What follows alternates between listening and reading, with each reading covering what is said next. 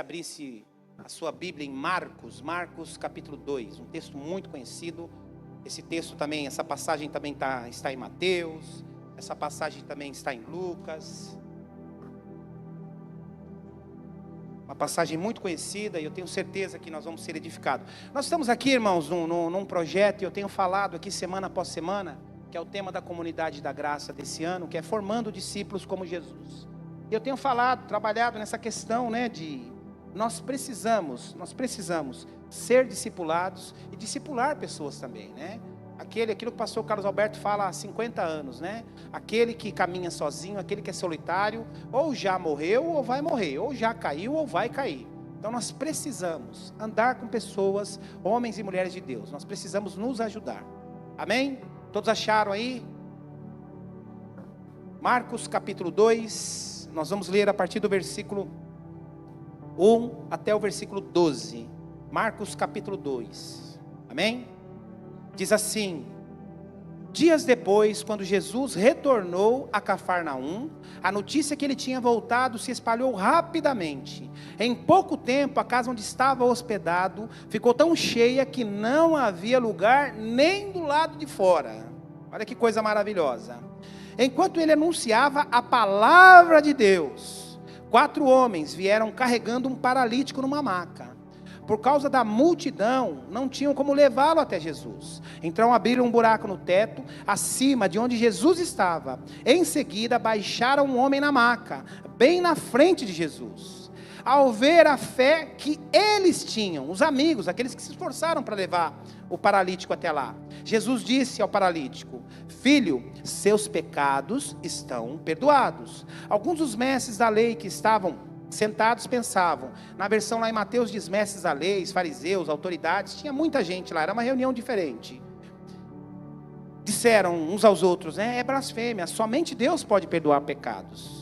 Jesus logo percebeu o que eles estavam pensando e perguntou: por que vocês questionam estas coisas no coração de vocês? O que é mais fácil, dizer ao paralítico, seus pecados estão perdoados, ou dizer, levante, pegue sua maca e anda? Mas eu lhes mostrarei que o Filho do Homem tem autoridade na terra para perdoar pecados. Então disse ao paralítico: levante, pegue a sua maca e vá para a sua casa. Então se levantou, deu um salto, pegou a sua maca e saiu andando diante de todos. A multidão ficou admirada e louvava a Deus, exclamando: nunca vimos algo igual. Coloque sua mão sobre esse texto. Pai querido, nós queremos te agradecer, Senhor, mais uma vez pela tua palavra. Obrigado, Senhor, por esta manhã maravilhosa. Obrigado pela tua igreja. Obrigado pelo privilégio de podermos nos reunir, Pai, para ouvir a tua palavra. Pai, que eu diminua e que tu cresças, que eu possa ser a tua boca aqui, Senhor, nesta manhã. Senhor, que a tua graça se manifeste mais uma vez e que essa palavra possa entrar, a começar de mim, no nosso coração como um punhal. Senhor, faz mais uma vez, no santo nome de Jesus, amém e amém.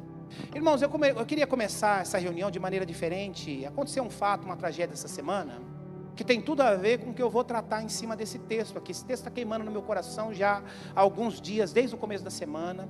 Eu estou estudando, li lá em Marcos, li aqui em Marcos, li lá em Mateus, li em Lucas, e a gente tem, e esse texto vem falando ao meu coração. E essa semana, apaga a luz aí, pessoal, ver direitinho. Essa semana aconteceu uma tragédia com essa menina aí, todos viram, a Juliana Martins, que teve um problema. Ela estava mochilando, viajando sozinha desde fevereiro. Uma moça de 26 anos, uma jovem. Esse do lado direito, aqui do meu lado direito, do lado direito de vocês também, está com a mochilinha nas costas. Esse aí é o Ali, que era o guia, E aquele ali, aquele na segunda foto, aqueles que estão atrás ali, era o grupo que estava com ela. E essa menina, aos 26 anos, ela morreu, teve uma morte sofrível. Ela estava fazendo uma trilha, todos sabem aqui, para aqueles que estão desinformados, ela estava fazendo uma trilha em volta de um vulcão, uma trilha perigosíssima, perigosíssima. Nós vimos aí um monte de vídeo que circulou, gente que fez essa trilha, gente que passou apuro nessa trilha, gente que foi fazer essa trilha e desistiu, enfim. Tem um monte de vídeo no Instagram, na internet, é um lugar perigosíssimo. E ela estava com esse grupo, com esse guia aí de óculos escuros, aí, com a mochila vermelha nas costas, e diz lá, que ela estava fazendo essa trilha, ela estava muito cansada, e ela pediu um tempo para descansar. O que eles fizeram? Eles partiram e deixaram ela para trás. Depois que aconteceu a tragédia, ele disse que não deixaram para trás, que o combinado era se encontrar lá na frente depois. Depois veio com uma história que o combinado era ele depois ir buscar ela e tal. Sei que ela ficou sozinha e nesse meio tempo ela caiu 600 metros abaixo e foi quase um país que não tem quase estrutura nenhuma, um parque, se é um parque é cobrado para entrar nesse parque, tem quase estrutura nenhuma. E ela não conseguiu ser resgatada, enfim, ficou lá alguns dias e veio a falecer. Agora está uma polêmica danada aí, pro translado do corpo dela, se a prefeitura paga, se não paga, se o governo federal paga, se o avião da FAB paga ou não paga, enfim. Mas isso é o que menos tem valor, né? O importante que mais triste foi que ela perdeu a vida.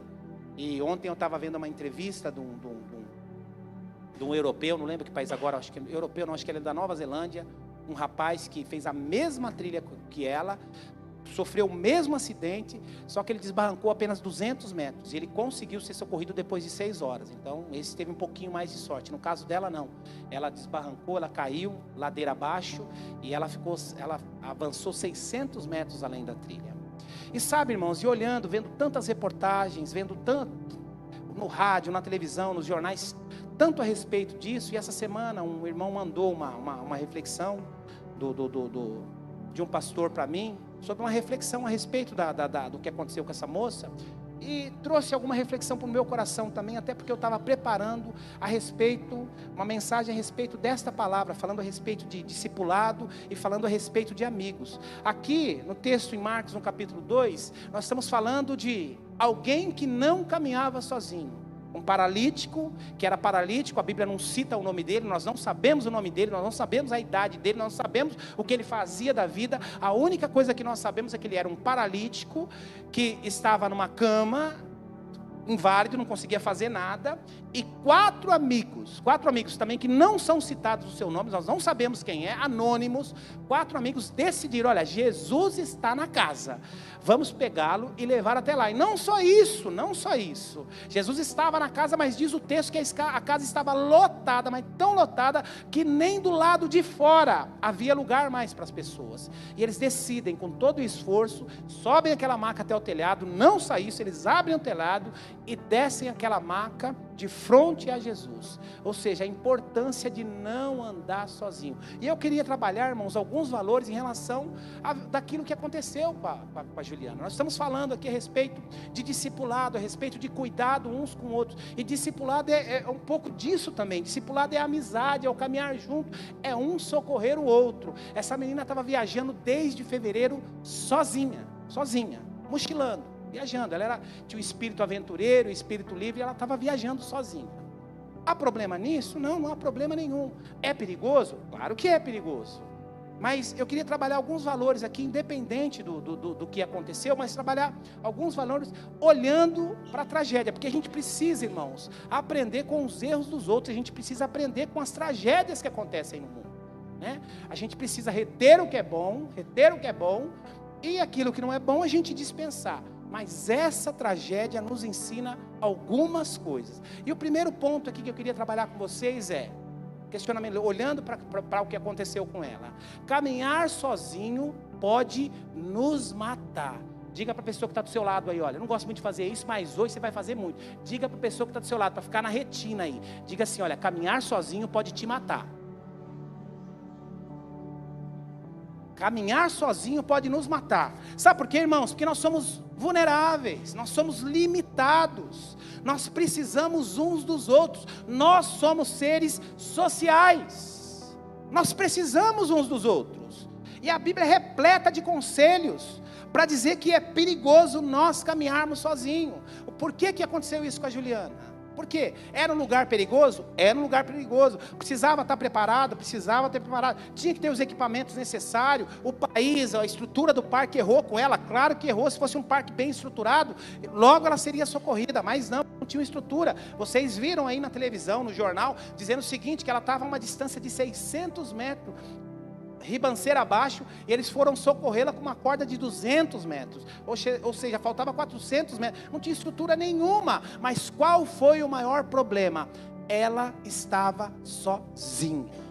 Grande problema, nós somos seres sociáveis, Nós somos seres sociáveis. A vida é uma caminhada para se fazer em companhia. A vida é uma jornada que eu e você precisamos fazer acompanhados, não sozinhos. Sabia disso? E a Bíblia nos ensina isso, Jesus nos ensina isso. E o grande problema dela aí foi a solidão. Uma outra lição que eu aprendo muito com o que aconteceu com a Juliana é: nós precisamos, irmãos, em tudo que nós vamos fazer, nós precisamos avaliar os riscos. Avaliar os riscos. Antes de prosseguir, eu preciso pensar: vale a pena? Vale a pena o risco? Vale a pena eu entrar nisso? Vale a pena eu entrar nesse negócio? Vai valer o risco? Vale a pena? Porque muitas vezes o grande problema não é entrar no risco, muitas vezes é não saber recuar. E eu preciso entender, irmãos, que quando não dá para mim, eu preciso recuar. Saber recuar também é um ato de coragem, é um ato de sabedoria. E nós precisamos ter esse entendimento. E tem gente que não recua porque tem vergonha, não recua porque, não vou, vai ficar feio. Não, saber recuar também é um ato de coragem, e saber recuar é um ato de inteligência, de sabedoria. Talvez, o melhor, nós não sabemos, nós estávamos lá, mas talvez o melhor, como ela se cansou, e como a turma deixou o guia, e a turma deixou ela para trás, talvez a melhor coisa seria ela voltar, ela retornar, e talvez ela continue adiante, cansada, despreparada, sozinha, e aí aconteceu a tragédia. Então nós precisamos avaliar os riscos, vale a pena, não vale? Outra coisa, irmãos, nós precisamos, e eu vejo muitas vezes isso, dentro da igreja, nós precisamos respeitar os nossos limites. Eu não sei qual a condição física dela, eu não sei se ela fazia esses passeios. Quando a gente olha para a vida dela, para o histórico da vida dela, a gente vê que ela viajava, mochilava tal, mas esse tipo de passeio, esse tipo de aventura, ela fazia poucas vezes. Então, a gente precisa respeitar os nossos limites. Não se arrisque sem se preparar. Não ignore os seus limites.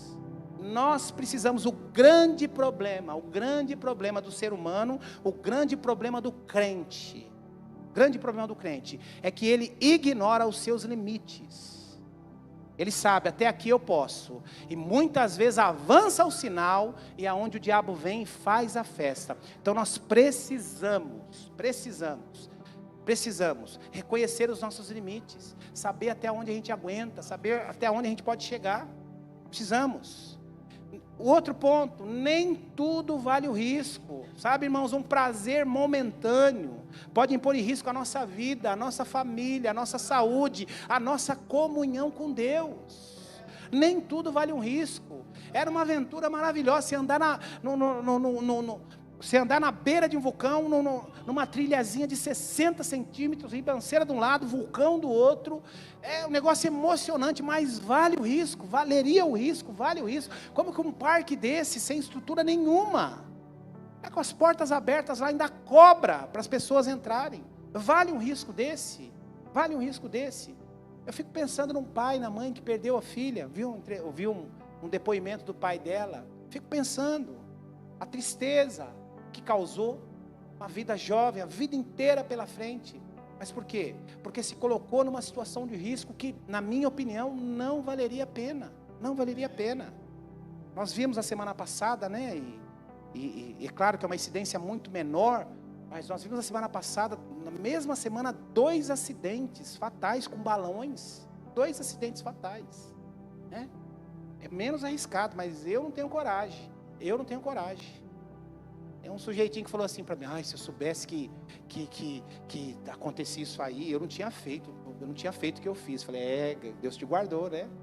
Deus te guardou. Então, muitas vezes a gente precisa avaliar, vale o risco? Nem tudo vale o risco, irmãos, nem tudo vale o risco. Aqui, agora eu quero olhar, a gente tem falado aqui semana após semana a respeito de discipulado. Agora eu quero falar algo aqui, irmãos, a respeito daquele, nós precisamos ter uma visão de discipulador. Um dia a palavra de Deus me alcançou, eu reconheci a Cristo como Senhor e Salvador da minha vida, e a minha maior missão agora é levar outros a ter a mesma experiência que eu tive. Ah, pastor, eu não sou evangelista, eu não sou um pregador, não estou dizendo isso, mas agora aquilo que de graça você recebeu, de graça você precisa compartilhar, você precisa de qual for a maneira, com a sua vida, com o seu testemunho, a sua maneira de viver, atrair mais pessoas para Cristo, porque aquela salvação, aquilo que te foi prometido como eternidade, outras pessoas precisam saber também. Então, isso nada mais é do que também um discipulado, do que uma liderança. E agora eu quero falar a respeito desse camaradinho aí de óculos escuros, aí, o Ali, o nome dele é Ali Mustafa, se eu não me engano. Esse rapaz aí, ele está sendo bombardeado, porque ele era o guia dessa turma toda, inclusive da Juliana. E diz a história, a reportagem, diz o seguinte, que ela reclamou que ela estava muito cansada, e ele disse para ela, fazia parte do grupo, uma mulher de 26 anos, vulnerável, no lugar desse, ele disse para ela, olha, a gente precisa prosseguir. E ela disse, não, eu preciso descansar. Aí o que ele fez? Falou, então você fica aí descansando, que nós vamos adiante. Ou seja, deixou a menina para trás, como líder. Sabe, irmãos, eu e você como líderes, como homens e mulheres de Deus, a gente não pode deixar ninguém para trás. Liderar é servir, liderar é amar, liderar é providenciar, é amparar, é facilitar o caminho. Isso é liderar. E a partir do momento que esse moço aí, que era o líder, que era o que conhecia ele estava recebendo para cuidar deles. Ele recebeu para cuidar da Juliana. Mas aí o que ele fez? Na primeira dificuldade ele diz, olha, fique aí, eu tenho que continuar.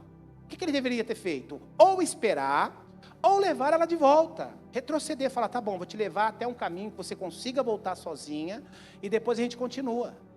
Mas não fazer, ou então falar, quanto tempo você precisa descansar?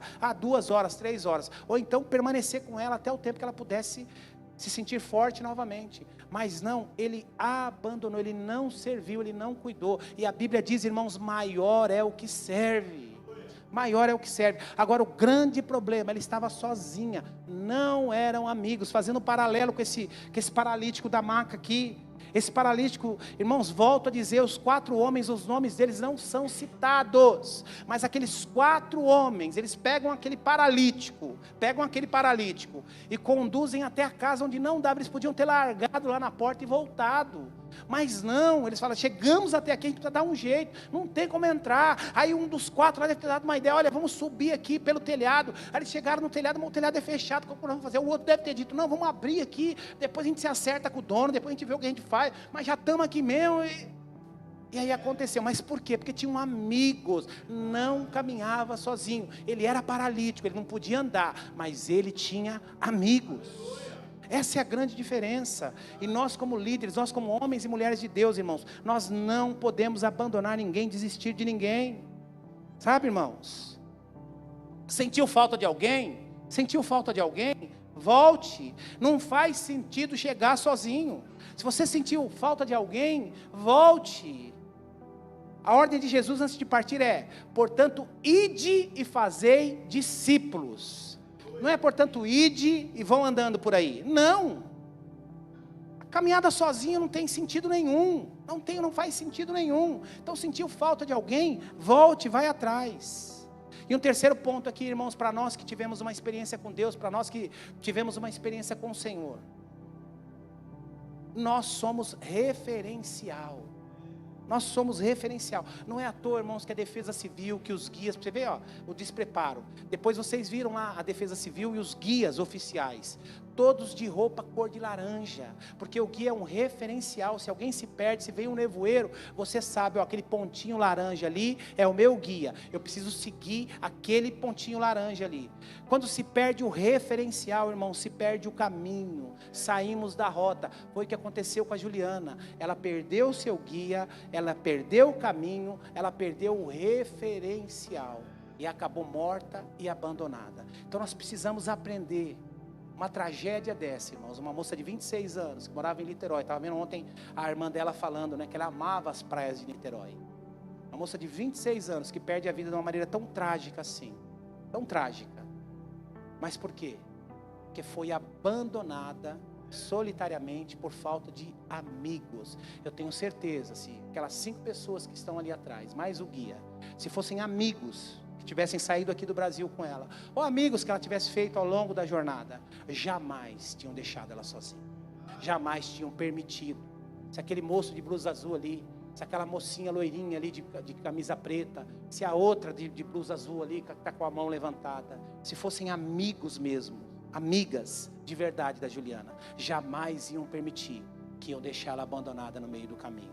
E essa menina talvez estaria viva hoje no seio da família, voltando para casa ou fazendo uma outra viagem.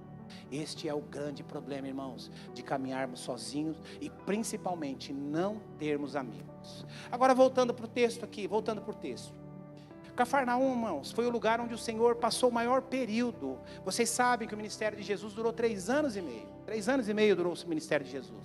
Jesus começa o seu ministério com 30 anos e vai até 33 anos e meio, até a sua crucificação. E aí o que ocorre aqui? Jesus, ele vai para Cafarnaum. Quem morava em Cafarnaum? Quem morava em Cafarnaum era o apóstolo Pedro. O apóstolo Pedro morava numa boa casa. Então, durante o período do seu ministério, o apóstolo Pedro convida o Senhor Jesus. Ele tinha quartos na casa dele, e ele convida o Senhor Jesus para ir morar na sua casa. Então, Cafarnaum era meio que o quartel general de Jesus. Jesus fazia suas viagens, Jesus fazia suas cruzadas, mas de tempos em tempos ele voltava para sua casa, voltava para o seu quartel general em Cafarnaum. Então, para a gente entender um pouquinho aqui o quanto essa cidade é especial para Jesus. E a gente percebe aqui também, irmãos, que essa era uma reunião diferente, não era uma reunião comum, que Jesus estava reunido apenas com a multidão, que as pessoas estavam ali para ser curadas, para ser alimentadas, para que os seus demônios fossem expelidos. Sim, tinham muitas pessoas nessas condições, mas inclusive em Mateus e Lucas diz o texto aqui que havia muitas autoridades nesta casa. Havia mestres da lei, haviam escribas, haviam fariseus, enfim, tinha muita autoridade, não somente a multidão. E o que acontece ali, irmãos? O que acontece ali? Primeiro, o texto começa dizendo o seguinte, diz assim: dias depois, quando Jesus retornou a Cafarnaum, a notícia que ele tinha voltado se espalhou rapidamente. Em pouco tempo, a casa onde ele estava hospedado estava cheia, e não havia mais lugar nem do lado de fora. Deixa eu falar algo para você, irmãos. A casa onde Jesus está atrai pessoas. A casa onde Jesus habita, a casa onde Jesus está, atrai muitas pessoas. E aí volto a dizer, fica uma pergunta, mais uma vez uma pergunta de retórica para mim e para você. Na sua casa Jesus habita mesmo? A sua casa tem atraído pessoas? As pessoas querem estar na sua casa? Né? Diz o texto aqui que não havia mais lugar, porque onde Jesus estava, a casa que Jesus estava, atraía muitas pessoas, as pessoas queriam estar lá, porque sabiam que estando lá, ouviriam a palavra de Deus e teriam as suas necessidades, todas elas supridas. Então, onde Jesus está, há algo poderoso, atrai naturalmente. Um outro ponto aqui que a gente percebe, olha o que diz o versículo 7, diz assim, versículo 7, o que ele está dizendo? Isto é blasfêmia, somente Deus pode perdoar pecados. Ou seja, irmãos, eu acabei de citar para vocês aqui, Mateus 6, 22, quando os olhos são bons, tudo é bom. A Bíblia fala, Jesus fala lá em Mateus 6, inclusive nos ensinando, logo depois de nos ensinar a oração universal, ele diz o seguinte, que as lâmpadas para nós são os nossos olhos, elas são lamparinas, e quando os nossos olhos são bons, todo o resto do corpo é bom. E aí a pergunta que fica, o que os seus olhos têm enxergado? O que os nossos olhos têm enxergado? Aqueles homens, aqueles fariseus, aqueles mestres da lei, aqueles escribas, estavam no lugar, presenciando o milagre, presenciando Jesus, expondo a palavra de Deus, vivendo um momento maravilhoso, vocês imaginam um ambiente onde Jesus estava pregando, irmãos? Vocês imaginam? E aqueles homens estavam ali apenas com os olhos críticos, com os olhos para apontar onde estava o erro. E Jesus, conhecendo-lhes os pensamentos, quando ele vê aquele moço, a nossa primeira a nossa primeira inquietação e a nossa primeira indagação é: o paralítico é colocado diante dele, a primeira coisa que Jesus vai fazer é: seja curado em nome de Jesus, seja curado em nome de Deus. A primeira, é o nosso pensamento natural. Entretanto, o que Jesus faz antes de tudo? Diz: os teus pecados estão perdoados. E eles começam ali entre eles a razoar e pensar uns com os outros: quem é esse que comete blasfêmia? Apenas Deus pode perdoar os pecados. Jesus olha, conhecendo o pensamento daqueles homens, Jesus olha para aqueles homens e diz o seguinte: o que é mais fácil dizer para este homem? Perdoados estão os seus pecados? Ou dizer: levanta, pega a tua maca e vai embora para a tua casa? O que é mais? E logo na sequência ele faz isso. Mas sabe, irmãos, muitas vezes nós precisamos, Jesus fala sobre isso a respeito do fermento de fariseus, né? Está lá em Marcos no capítulo 8, eu vou entrar um pouquinho só para você entender. Quando Jesus fala a respeito do fermento dos fariseus, irmãos, é justamente isso, é a contaminação através da mentira e do engano que muitas vezes o diabo coloca na nossa mente e no nosso coração. Lá em Marcos no capítulo 8, tem uma história tão bonita que diz o seguinte: Jesus havia acabado de multiplicar os pães por duas vezes Jesus multiplicou os pães, e os discípulos experimentaram aquele milagre. Aí o que acontece? Eles estão no barco atravessando para um outro lado, e aí eles começam a discutir entre eles. Um começa a dizer: e aí, nós estamos viajando aqui, Jesus lá. E aí eles começam a discutir entre eles: olha, nós estamos viajando, mas ninguém trouxe nada. Aí Pedro, você trouxe alguma coisa? Tem pão aí? Não tem pão. Aí Tiago, você trouxe farinha? Não tem farinha. Mateus, você tem alguma coisa aí? André, não tem nada. E eles começam a discutir a respeito daquilo que eles vão comer. E Jesus só observando, ensinando os seus discípulos. Jesus deixava a coisa acontecer para poder ensiná-los. E aí no meio dessa viagem, Jesus vendo aquilo, Jesus olha para eles, e Jesus fala o seguinte para eles: olha que palavra dura: vocês têm olhos e não veem, vocês têm ouvidos e não ouvem, até quando vocês vão se alimentar do alimento dos fariseus? Eles ficam meio sem entender.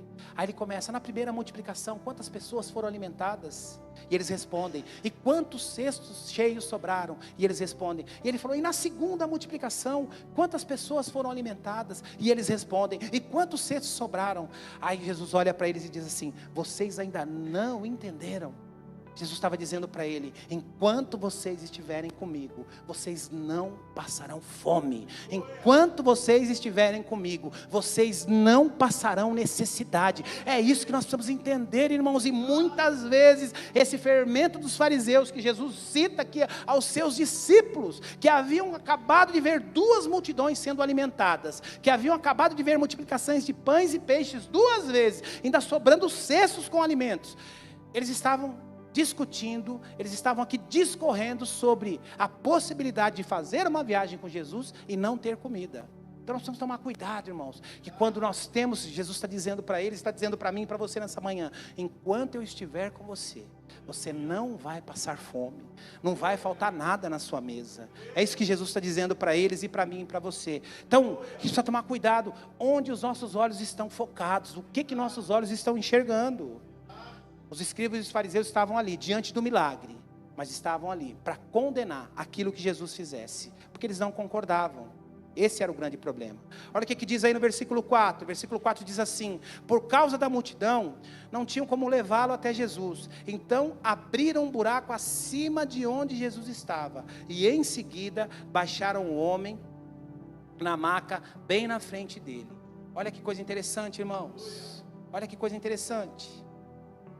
É melhor ter amigos, irmãos. É muito melhor ter amigos do que ter prestígio e fama. Muito melhor. Volto a dizer, o nome desse moço não é citado. O texto podia dizer: havia um homem chamado José, havia um homem chamado Pedro, havia um homem chamado Bartolomeu, havia um homem chamado Zacarias, que vivia numa maca, que era paralítico. Não, mas a Bíblia não cita, o escritor não coloca. Pedro não cita o nome dele, Mateus não cita o nome dele, Marcos não cita o nome dele, e Lucas não cita o nome dele. Mas sabe o que é o importante aqui? Eu creio que é por isso, irmãos, porque é muito mais importante que nome, é termos amigos, é sermos considerados. Aqueles 4 homens que também não são citados os seus nomes na Bíblia nominalmente, aqueles 4 homens decidiram, ficaram sabendo que Jesus estava numa casa, ficaram sabendo que Jesus estava em Cafarnaum, eles tinham um amigo que estava paralisado, eles tinham um amigo que era paralítico, eles decidem, os 4 homens, vamos levá-lo até Jesus. Chegando diante lá, eles encontram, diz o texto que nem do lado de fora dava para encostar, mas ele disse, nós estamos aqui, nós cremos que Jesus pode fazer o milagre, nós vamos fazer. Eles sobem até o telhado daquela casa, sabe lá Deus como, eles abrem aquele telhado e descem aquele homem diante de Jesus. Mais importante do que ter nome, do que ter prestígio, é ter amigos. Amigos. Esse foi o grande problema da Juliane. Foi o grande problema da Juliana. Ela estava com pessoas, mas não estava com amigos. Esse é o grande problema da igreja. Esse é o grande problema da igreja. As pessoas se relacionam com pessoas, mas não têm amigos, não se discipulam, não se ajudam uns aos outros, não se exortam uns aos outros, como é a recomendação bíblica. Mas esse moço não. Esse moço, ele tinha amigos. Provavelmente ele era discipulado por esses amigos. Provavelmente esses amigos o abençoavam de outras formas. Provavelmente ele abriu o coração para esses amigos. Provavelmente esses amigos sabiam os desejos mais íntimos desse moço, ao ponto de os 4 decidirem. Imagine se ele for curado. Talvez, quase certeza que o maior desejo dele era um dia poder andar, era um dia poder ter uma vida normal, e os amigos sabiam disso, porque tinham intimidade, estavam juntos todos os dias. Esses 4 amigos decidem levá-lo até diante de Jesus, e quando ele chega diante de Jesus, o milagre acontece. É assim que Deus faz, irmãos, e é assim que eu e você precisamos fazer, é assim que eu e você precisamos fazer. Prestígio e nome não é nada sem amigos. Não adianta você ter a maior fortuna desse mundo, não adianta você morar na melhor casa, ter o melhor carro, se você não tem amigos. Você não tem amigos. Olha o versículo 2, irmãos, que é algo tão importante, que a igreja tem se perdido ao longo dos tempos. Olha o que diz o versículo 2. Em pouco tempo, a casa que estava hospedada ficou tão cheia, que não havia lugar nem do lado de fora da porta. Enquanto ele anunciava o que aí, irmãos? Enquanto ele anunciava o quê? A palavra. A palavra. Jesus não estava rodando e nada contra isso. Jesus não estava profetizando e nada contra isso. Jesus não estava fazendo nada diferente. Jesus estava anunciando a palavra. Ele perdoou pecados, ele curou, ele fez algo maravilhoso. Mas notem aqui que o texto faz questão, irmãos, faz questão de frisar e nos alertar que a prioridade de Jesus nesta reunião era anunciar o quê? A palavra. Anunciar a palavra. Sabe, irmãos, eu não consigo compreender. Tem reuniões que você vai por aí, que a última coisa que tem é palavra. Tem muita história, um monte de coisa, mas não tem palavra. E Jesus estava ali numa reunião com uma multidão, numa casa, com escribas, mestres da lei, autoridades da região. Estava ali anunciando a palavra. Houve milagre, houve cura, talvez demônios foram expulsos, mas a prioridade de Jesus Jesus foi ali para anunciar a palavra.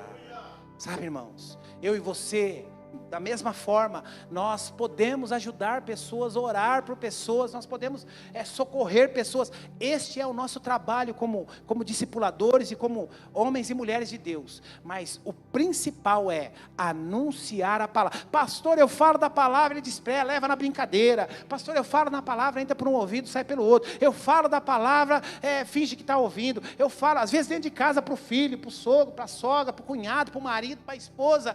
Não importa. Anuncie a palavra. Anuncie a palavra. Não deixe de anunciar a palavra. No tempo certo, essa semente vai frutificar. Vai frutificar.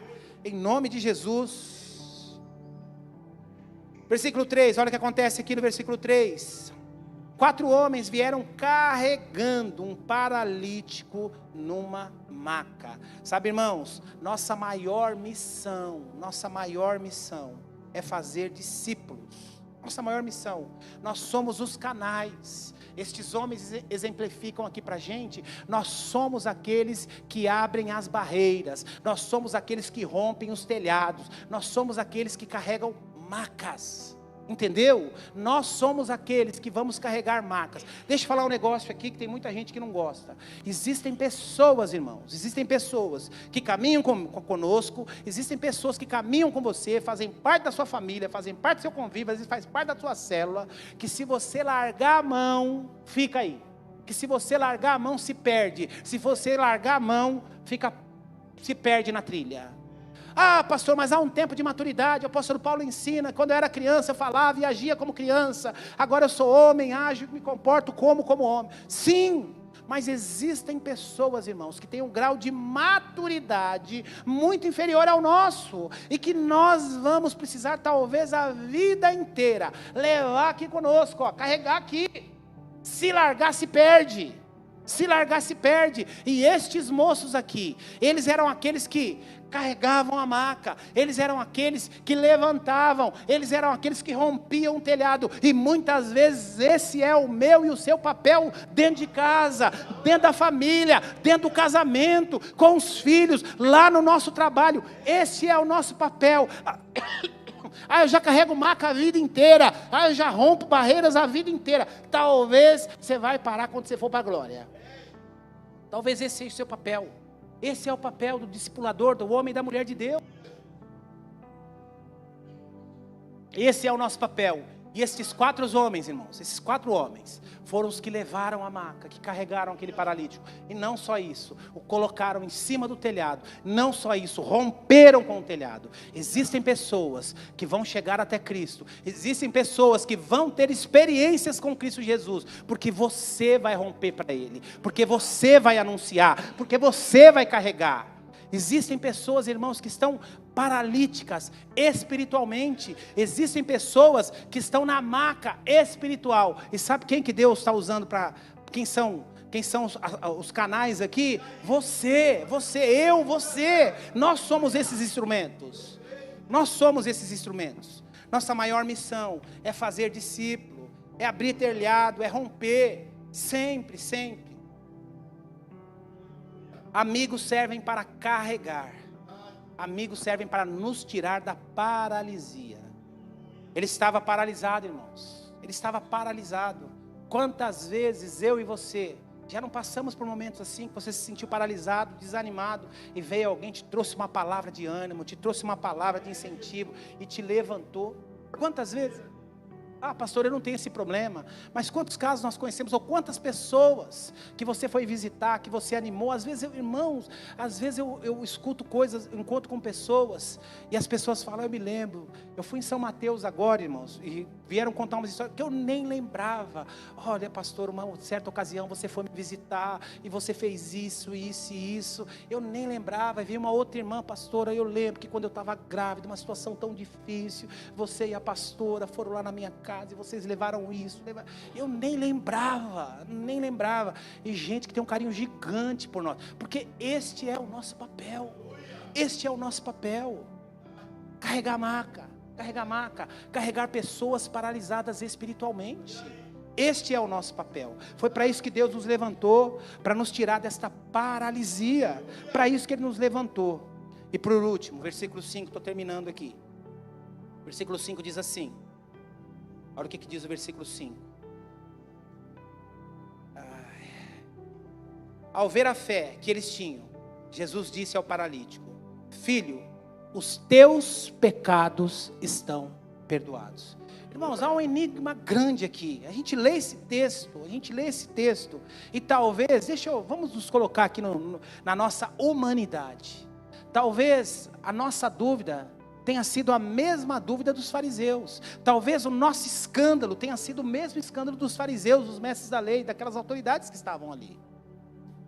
E eles dizem, mas quem é esse? Quem é esse que perdoa pecado?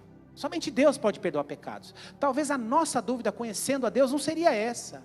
Mas Jesus mesmo disse que alguns pecados, porque nessa época aqui, irmãos, havia um conceito entre os judeus e os fariseus, de que toda a enfermidade era causada devido a pecado, e Jesus quebrou isso. Jesus diz, olha, algumas enfermidades, algumas coisas acontecem para que a glória de Deus seja manifestada, e no entendimento deles, aqui na seita deles, toda pessoa que estava doente, tinha alguma dificuldade, é porque tinha algum pecado ali embutido.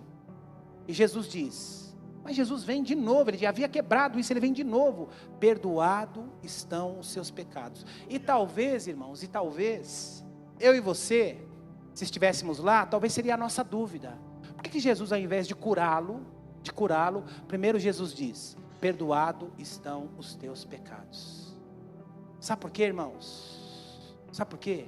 Porque o perdão nos coloca de pé. O perdão nos coloca de pé. Tem um monte de gente, irmãos, dentro da igreja. Tem um monte de gente aqui entre nós que está paralisado por falta de perdão. Por falta de perdão. E Jesus está nos ensinando aqui que mais importante que curar as pernas daquele paralítico, mais importante que curar o corpo daquele paralítico, é curar a alma daquele paralítico. Sabe, a falta de perdão nos paralisa. A falta de perdão nos paralisa. E Deus quer nos colocar de pé nessa manhã. Quantos creem nisso? Quantos creem nisso? Deus quer nos colocar de pé nessa manhã. Amém? Vamos ficar em pé, eu quero orar com você. Não se distraia, não fale com ninguém.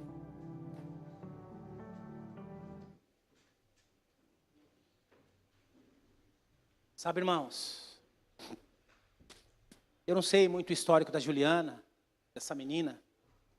A gente percebe que ela não, pelo menos não era crente, né? Não vou dizer que ela não era cristã, mas não era crente. Era uma moça que tinha um espírito livre, gostava de viajar, muito querida pela família. A gente vê os pais falando, a irmã falando a respeito dela. Uma menina aventureira, que viajava o mundo. Ela estava desde fevereiro, março, abril, maio, junho. 5 meses viajando pelo mundo. Conhecendo vários lugares. E há problema nisso? Problema nenhum. Trazendo experiências. Tem um escritor que eu lia muito, ele dizia o seguinte, que cada viagem internacional que você faz equivale a 10 livros que você leu na vida. Tantas experiências que traz, cada país que você visita. Ele dizia isso, né? Cada país novo que você conhece é uma experiência equivalente a 10 livros novos que você leu. Ela estava viajando, curtindo a vida, jovem, solteira.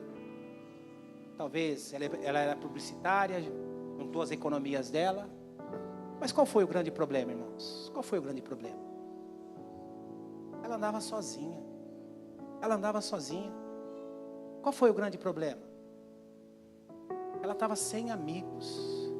Eu volto a dizer, se essas 7 pessoas do lado direito aí, fossem apenas fosse amigo, apenas, dos 7 ali, eram colegas, parceiros de jornada, parceiros de trilha, parceiros de caminhada. Se dos 7 ali, 7, 3 moças e 3 moços, não, dos 6, né, 7 com ela, 3 moços e 3 moças, se apenas um fosse amigo, ela não teria morrido. Sabe, irmãos, o grande problema da igreja, quando eu falo igreja, sou eu e é você. É o que o diabo mais quer, é que nós caminhemos sozinhos, é que nós não tenhamos amigos. E sabe o que o diabo mais faz para que isso seja uma tônica na nossa vida? É a falta de perdão, é a falta de acertar relacionamentos.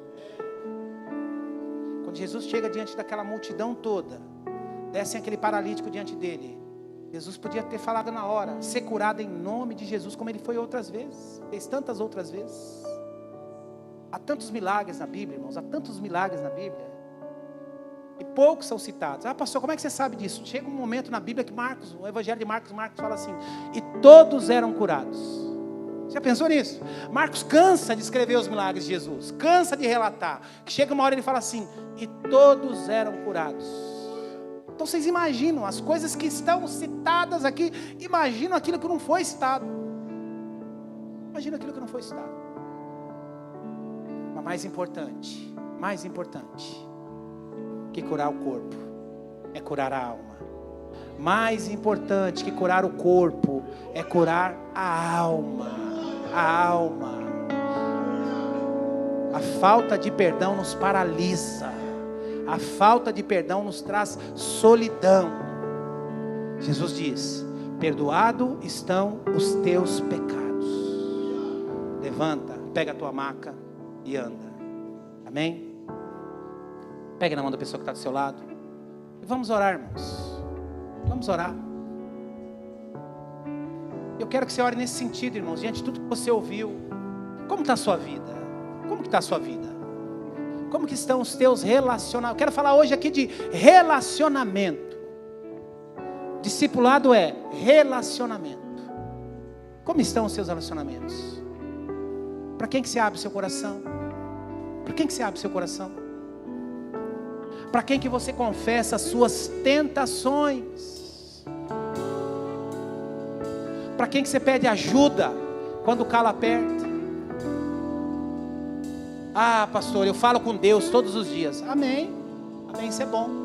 Mas Tiago nos adverte. Tiago diz assim: olha, quando eu confesso os meus pecados, as minhas angústias, as minhas mazelas para Deus, automaticamente Ele me perdoa, sou socorrido. Mas quando eu confesso para o meu irmão, além de perdoado, eu sou o quê? Sou o quê? Curado. Curado. Nós precisamos, irmãos, de amigos. Mulheres, vocês precisam de amigas. Agora, gente melhor que você, minha irmã, gente melhor que você, meu irmão, precisa de gente melhor do que a gente. Eu não vou abrir meu coração pro Zé lá do... Eu não vou abrir meu coração lá pro cara da banca do jogo do bicho. Eu não vou abrir meu coração pro meu colega da faculdade lá que passa o rodo em todo mundo. Preciso abrir meu coração, ter amigos que são amigos de Deus. A mulher sunamita, ela olhava para Eliseu e dizia para o marido: este homem é um homem de Deus.